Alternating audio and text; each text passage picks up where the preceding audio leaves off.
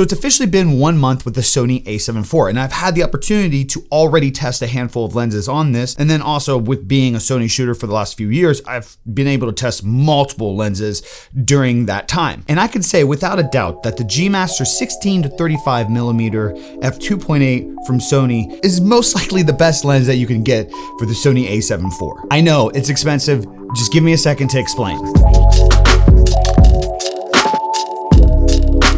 What's up everybody, it's the Biggie. First and foremost, thank you for stopping by today's video. Once again, we are going to be going over what in my opinion is the best all-around lens, like one individual lens that you could have for the Sony a7 IV. And again, this is the best. This is not a video talking about best on a budget, most affordable. This is just in the perspective of having just one lens with this new camera body. What is that lens that I would personally want to have out of an array of options? And that is, for me, this 16 to 35 f2.8 from Sony. Now, when it comes to me and a lens for my Sony cameras, I'm looking for something that can do content creation, weddings, product stuff, or even real estate. So I'm not really looking for like action photography or portrait photography. I'm looking for that more versatile lens that can get that wide angle shot, but can also tighten in a little bit and get some of those smoother, more detailed shots. By the way, with me mentioning that I've been doing this content for years, make sure you guys are subscribing to the channel, leave a like, comment, it helps out the video more than what you think.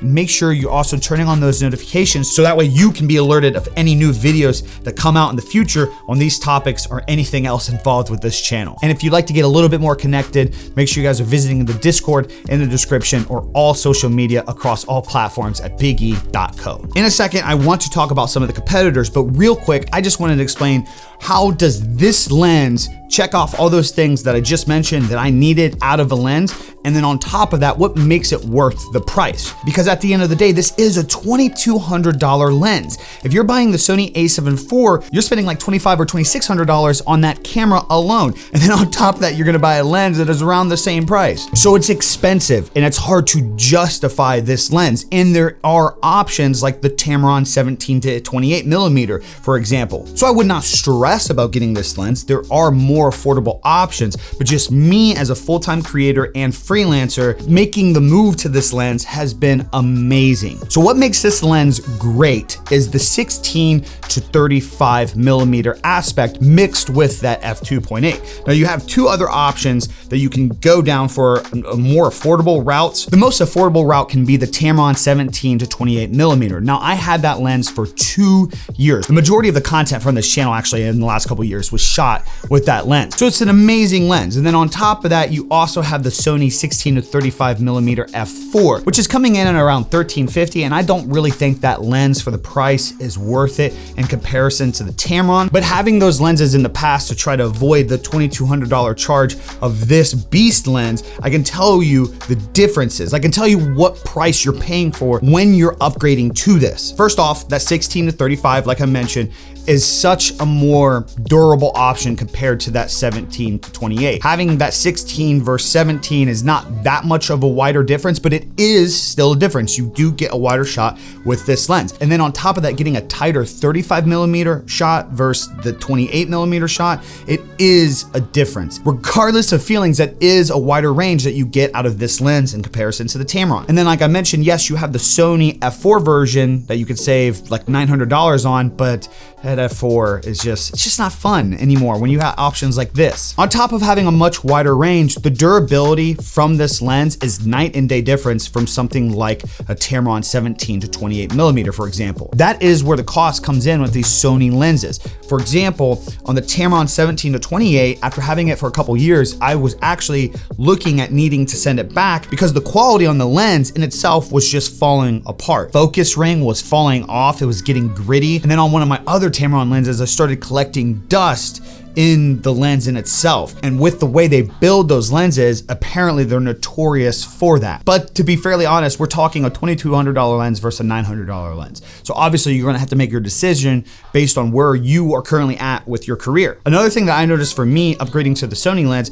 is the autofocus is a lot more smoother and responsive. It's a lot more accurate. To be fairly honest, on the Sony a7 IV, the autofocus is amazing in that camera alone. But where I really noticed this lens kind of help out with the camera as well was the Sony a7S III. I never actually realized how often my Tamron 17-28 would come out of focus until I got the 16-35 from Sony. It just feels like this works faster alongside with the camera, as to where when it's with the Tamron, it's like it's a good mid-grade lens on a high quality camera, and the camera is trying to just pick up the slack for the lens. I don't know if that makes any sense. I'm just trying to say that it feels like that this lens works so much better with the Sony bodies, which would make sense because you're paying like almost triple the price for it. So overall for me, why I made the upgrade investment was because I needed to send my Tamron back to get repaired, and I would be out of that lens for 6 to 8 weeks. And I just figured it was kind of time to invest into this,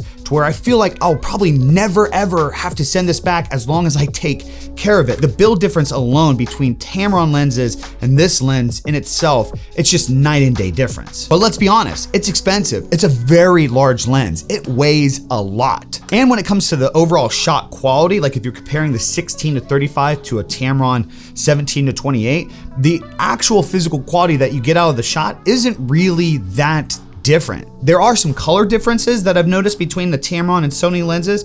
Again, at least that's for me. I don't know if I'm just overthinking it, but overall in the comparison between the $2,200 lens and a $900 lens, I can't say it's like night and day difference for what you're visually gonna get out of the lens other than that focal range. So once again, if this is not something that you can afford, if you're not doing this full time, don't stress about this. Go ahead, go with the Tamron 17-28 millimeter f2.8. Just really take care of that thing.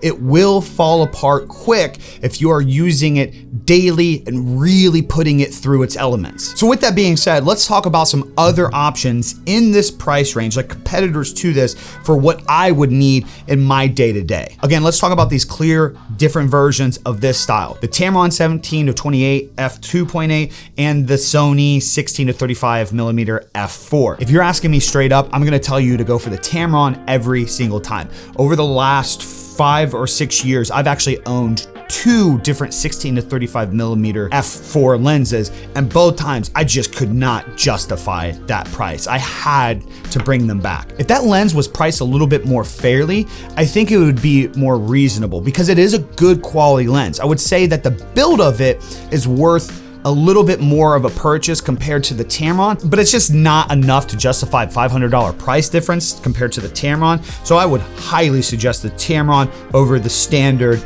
16-35 millimeter from Sony. Now in this price range, there's also another comparison beast that I think would work well with other people, and that is the 24-70. Now I've only had an opportunity to use that lens. I've never actually physically owned that lens. It's an amazing lens, and it's honestly probably the closest option that I would give to this, considering whatever it is that you do. I would say that lens would be a little bit better for people that are more freelance run and gun style, especially if you're doing like real estate and wedding work.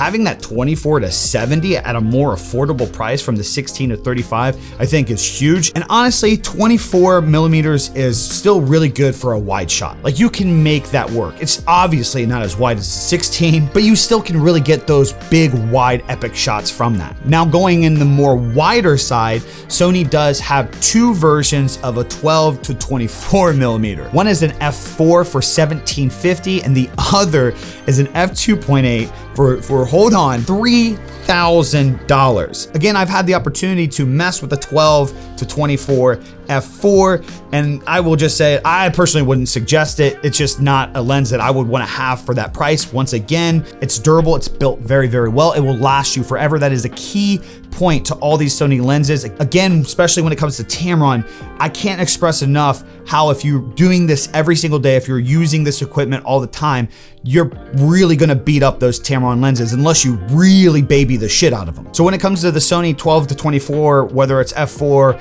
or the f2.8, you're going to get that durability, but honestly, I just don't feel like those prices are worth it, at least for me. Those wide shots are insane, and Sony does an amazing job at making that 12 millimeter not seem like fish-eyed, but for that price range, you really need to have like wide angle specific content, because like you'd be investing $3,000 into a lens that really only gets wide angle shots. So to just help out kind of up and coming creators, if you're in a place where this is all just starting to make you money and you really are nervous about investing, like you've just invested into your first like $2,000 to $3,000 camera body, I wouldn't say stress about this. Go ahead and go with the Tamron lenses. But if you're serious in this line of work, if this is really making you money, if this is your career, a big thing that I've been taught over these last few years, and I've never really followed it until recently, and it's probably why I've been through so many lenses over the last 5 years, but that thing that I've learned is you date your camera bodies and you marry your lenses. Meaning that camera bodies are gonna come and go. They're going to improve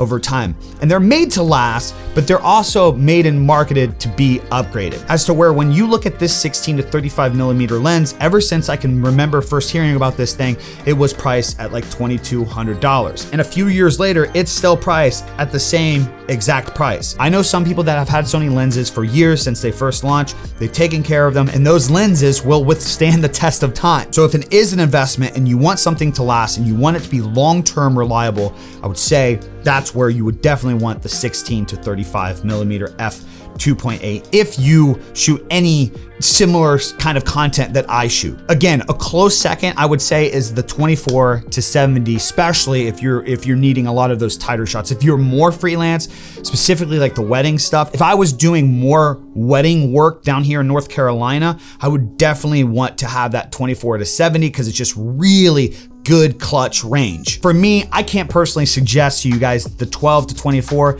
unless you're just in a crazy, like you're a really bigger content creator and you want that wider shot for your vlogs. You're gonna get a really good, clean, wide, sharp shot from that 12 to 24, and it's still a pretty decent range. Like you can get a tight shot with that. But again, just for me, my content, what I'm looking for, I can't justify that $3,000 price for the f2.8 and a $1,750 price for an f4. I'll just spend the extra few $100s and get either a used 16 to 35 or just spend even a little bit more and get a brand new one and have this lens for like ever. All in all, gang, this is a long-term investment. It's not an easy one. So if you feel stressed that you're beating yourself up going back and forth to figure out which one you want versus you need, it's totally understandable. And that's a big thing that you gotta realize. You gotta understand what are your wants versus your needs. I've been working full-time with these cameras for years now. I could have justified the idea of getting the 16 to 35 millimeter f2.8 years ago, but even I didn't. It worked out for me. It's not like it held me back by having the Tamron lens.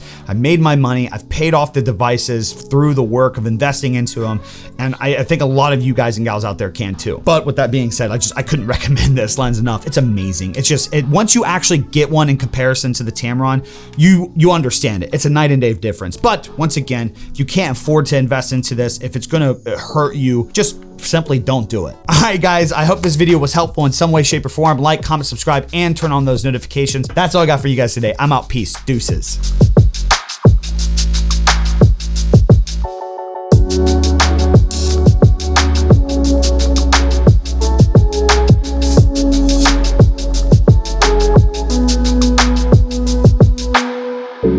How to keep the human.